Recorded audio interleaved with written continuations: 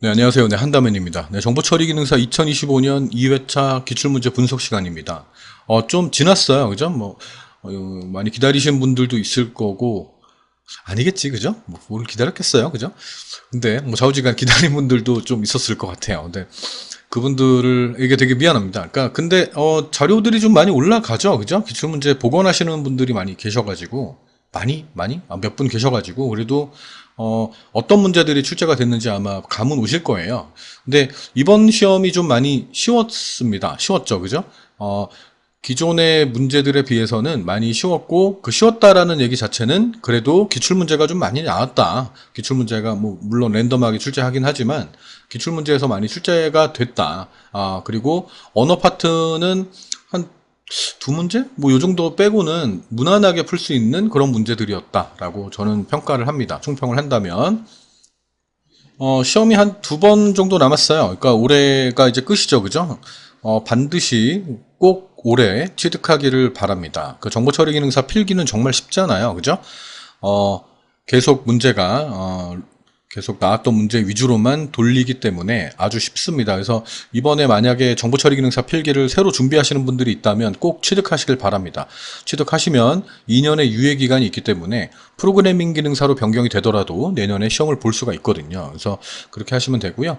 프로그래밍 기능사를 필기를 제가 어떻게 집필을 하게 됐습니다. 그 이기적인의 연락이 와서 다서 제가 하게 됐어요. 그래서 그거 준비도 좀 하고 있었고, 그리고 다른 기출문제, 다른 강의들을 제가 좀 올리는 게 있어가지고, 학원도 운영하고 있고, 그러다 보니까 좀 늦어졌습니다. 근데 제가 블로그에 요번 주에 제가 올린다라고 얘기를 했거든요. 요번 주 촬영하고, 월요일 날까지는 그래도, 일요일까지 올린다 그랬나? 하여튼 올린다 그랬어요. 그래서 그 약속을 지키려고, 지금 일요일인데, 나와서 지금, 촬영을 하고 있습니다. 네, 약속은 지킵니다. 네. 한번 보겠습니다. 어떤 문제가 출제가 됐는지 제가 분석을 좀 해봤는데, 지난번보다 합격률 높아졌죠, 그죠? 네. 자, 이런 문제가 출제가 됐습니다. 그러니까 항상 고정돼 있잖아요, 그죠? DB SQL이 7문제고 운영체제 3문제, 통신 3문제, 애플리케이션 1문제, 나머지 프로그래밍 언어 6문제 이렇게 출제가 되고 있습니다. 근데 얘네들이 거의 대부분 다 기출문제였어요. 그러니까 이렇게 7문제. 이건 DB라는 과목이 있고 SQL이라는 과목이 원래 있어요. 원래 있는데 요 두 개는 원래 같은 과목으로 인식을 하면 된다 그랬어요. 그래서 DB 용어들도 출제가 되고 SQL문을 해석하는 문제, SQL문, 명령어 이런 것들이 출제가 되고 있기 때문에 같이 공부하라고 항상 말씀을 드렸던 겁니다. 꽉 잡으라고. 꽉 잡아야 됩니다. 근데 정말 꽉 잡아도 되는 그런 문제들이 출제가 됐어요. 그러니까 거의 대부분 기출문제들이 출제가 됐고요. 무결성은 참조 무결성이나 도메인 무결성 이런 식으로 출제가 됐었는데 그냥 무결성의 정의를 묻는 그런 문제가 나왔어요. 나중에 문제 보여드리면서 보도록 하겠습니다. 자, 그리고 좀 어려웠던 문제가 특별히 안 보여요. 안 보이고 운영체제 같은 경우도 다 기출문제였어요. 다 문제가 출제가 됐던 문제들. 얼마나 아름답습니까? 그죠? 이런 문제들은 정말 맞출 수 있는. 그러니까 우리가 이 세 과목에서 우린 승부를 걸어야 돼요. 이 총 13문제에서 12문제 이상 맞추면 합격이잖아요. 그죠? 그래서 여기서 최대한 맞추고 언어 파트에서 내가 실수한 것들을 건지는, 그죠? 복구하는 그런 전략을 세워야 된다고 누누이 강조했던 것 같습니다. 자, 여기 통신 파트도 다 출제가 됐던 거예요. 다 여러 번 나왔던 문제들이 나온 겁니다. 자, 애플리케이션도 이번에는 제가 말씀드렸잖아요. 너무 공부할 게 많으니까 그냥 웬만하면 시간이 별로 없으면 그냥 과감하게 준비하지 마시고 그냥 기출문제와 저희 도목넷에 올려져 있는 시험점 마무리 문제 그런 정도 모의고사 문제도 있거든요. 그런 문제들 위주로만 좀 정리를 해도 됩니다. 이렇게 말씀을 드렸고 거기서 안 나오면 그냥 어차피 공부 안 했으니까 별 억울하지도 않아. 그죠? 공부를 되게 많이 했는데 한 문제밖에 안 나오는데 그거 맞출 의미가 있습니까? 차라리 다른 걸 공부하는 게 낫지. 됐습니까? 그래서 이거는 또 두 번 나왔던 문제, 경계값 분석이라는 예가 나왔습니다. 그러니까 대부분 다 기출문제가 출제가 됐다라는 거예요. 자, 언어 파트도 보면 언어 파트도 그러니까 제가 보기에는 그렇게 3학년 산자가 출제가 됐는데 이건 누누이 나왔던 문제. 제가 한번 써봤어요. 그러니까 물론 코드가 똑같진 않아요. 코드가 똑같이 나오진 않을 거예요. 그럴 수 없고, 그러니까 그냥 해석하는 문제, 분석하는 문제이기 때문에 핵심이 되는 게 사망연산이었다는 거예요. 근데 사망연산을 쭉 찾아보니까 되게 여러 번 나왔더라고요. 그리고 얘 같은 경우는 이걸 왜 빨간색으로 했는지 모르겠는데 포인터 문제고 사이즈 오브 뭐 이런 것들, 그러니까 포인터 뭐 배열 교체죠. 중요한 건 이제 사용자 정의 함수 불러가지고 교체하는 그런 문제, 배열을 이용해서 뭐 그런 문제였는데 이거는 빨간색으로 돼 있네. 수정하면 되겠죠, 그죠? 다음 뭐 시어너 문제 포문 나왔어요. 그러니까 요렇게는 뭐 굳이 그렇게 크게 어려운 그런 문제는 아니었고요. 스플리트 문제는 그 자르는 거였어요, 그죠? 그 자르는 문제였는데 얘도 그 2023년 3회차 때 나왔던 문제고 제가 자세하게 설명을 드렸던 그런 기억이 납니다. 2023년 1회차 국방부 문제를 복원하면서 이게 나올 수 있겠다 싶어가지고 걔를 얼른 촬영해가지고 올렸던 기억이 납니다. 그래서 3회 때 출제가 됐었고요. 이번에 또 나왔다는 거예요. 그래서 뭐 크게 어렵지 않았을 거라고 보고요. 오버라이드 문제가 나왔는데 오버로드 문제는 계속 출제가 됐었고요. 오버라이딩 문제는 한 번 정도, 그러니까 2023년 4회차 문제 때 임플리먼트를 넣는 그런 문제가 출제가 된 적이 있었어요. 근데 오버라이드에 대해서도 그때 설명을 좀 했었기 때문에 아마 무난하게 맞히지 않았을까 이렇게 생각이 좀 됩니다. 그리고 사용자 정의 함수를 호출해가지고 뭐 increase라는 사용자 정의 함수가 있었어요. 그래서 얘도 크게 어려운 문제는 아니었습니다. 그래서 실수하지 않았다면 어느 정도 맞추지 않았을까 이렇게 생각이 됩니다.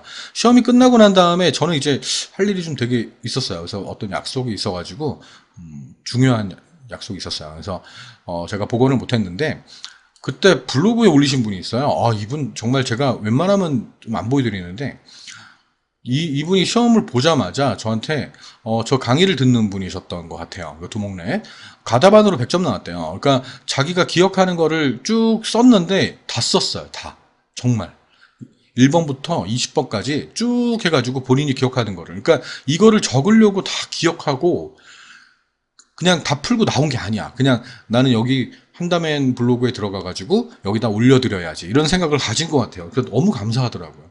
정말 이분 이 영상을 보실 수도 있겠죠, 그죠? 정말 감사합니다. 감사합니다. 이분과 학원생들, 그리고 학원생 시험도 얼마 전에 발표가 났는데 다 붙었어요. 다 붙었고 한 명은 90점으로 합격을 했어요. 그러니까 이번 문제가 그렇게 어렵진 않았구나 이렇게 생각이 됩니다. 앞으로 2번 남았으니까 2번의 시험도 그닥 그렇게 어렵진 않을 것 같다 이런 생각이 듭니다. 근데 워낙 또 알죠, 그죠? 워낙 왔다 갔다 해요.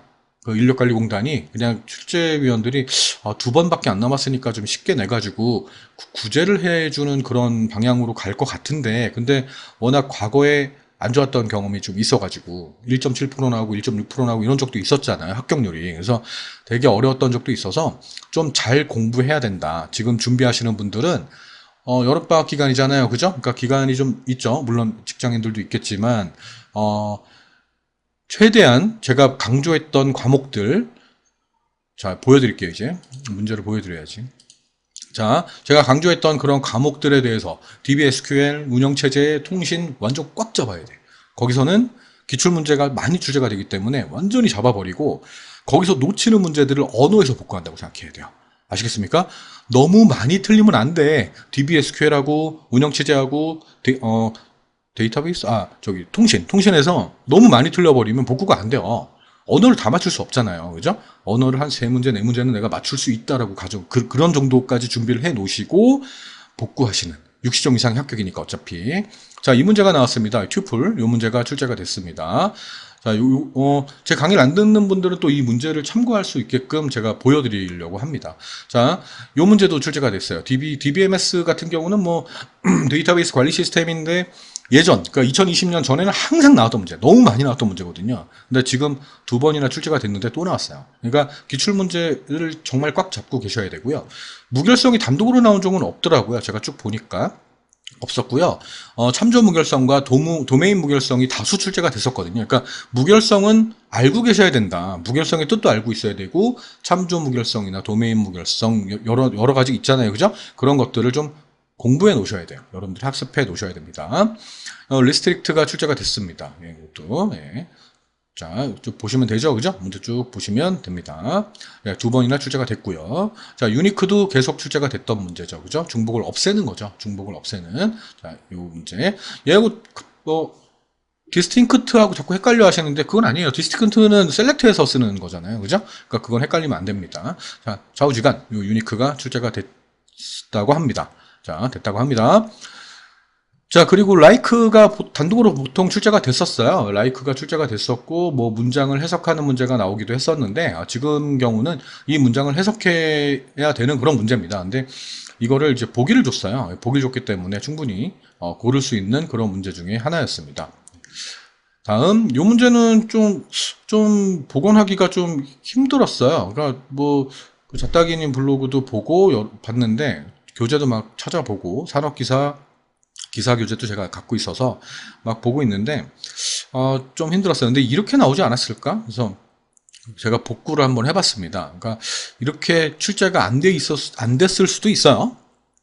근데 2020년 2회 때는 레프트 조인이 나왔었어요. 그래서 가로하고 아우터 뭐 조인을 쓰는 뭐 그런 문제가 출제가 된 적이 있는데 거기에도 문장이 나왔었거든요. 그래서 풀 수 있었지 않을까? 이렇게 생각도 좀 해보고요. 되게 간단해요. 간단하잖아요. 그래서 요거가 몇 개 있는지를 찾는 그런 거였기 때문에 그래도 센스가 좀 있으신 분들은 답을 적지 않았을까? 만약에 이렇게 나왔다면. 근데 이렇게 안 나왔을 수도 있을 것 같아요. 그래서 어차피 공개를 하지 않기 때문에 이런 식으로만 복원을 했습니다. 네. 풀이할 때 또 설명을 드리겠습니다. 자, DIR도 여러 번 나왔던 문제.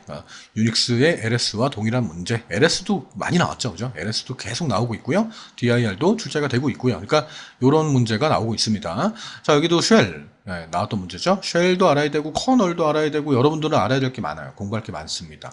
네, 커널도 나온 적이 많기 때문에. 자, 다음 TAR도 나온 적이 있어요. 그죠? 출제가 된 적이 있고요. 네, 쭉 보시면 되겠습니다. 자, 쭉 보세요. 네. 여러분들, 이 문제집은 제가 올려드릴 수는 없어요. 그러니까 저도 계약 관계가 좀 있기 때문에 올려드릴 수는 없고, 공개는 제가 어차피 뭐 이거는 다 여러분들의 기억을 가지고 제가 만든 거기 때문에 저한테 저작권이 있는 건 아니거든요. 그래서 요거는 이렇게 보시면 됩니다. 자, UDP도 많이 출제가 됐습니다. 뭐 전송계층에 관련된 것도 출제가 됐었고요. TCP도 많이 나왔었고요. TCP와 UDP 동시에 나온 적도 되게 많습니다. 그리고 이 어떤 계층에 속하는 프로토콜의 종류들 그런 것들도 정말 많이 나오고 있거든요. 그러니까 이름 자체가 계층 및 프로토콜이야. 과목이 네트워크 계층 및 프로토콜이라는 과목이기 때문에 프로토콜이 안 나올 수도 없고요. 계층에 대한 것도 안 물어볼 수는 없어요. 그러니까 자주 나온다라고 항상 기억하셔야 됩니다. 자, 통신에서 얘도 2번이나 나왔던 거고요. IPv6에 관련된 겁니다. 그래서 몇 비트냐 뭐 이렇게 묻는 그런 문제였습니다.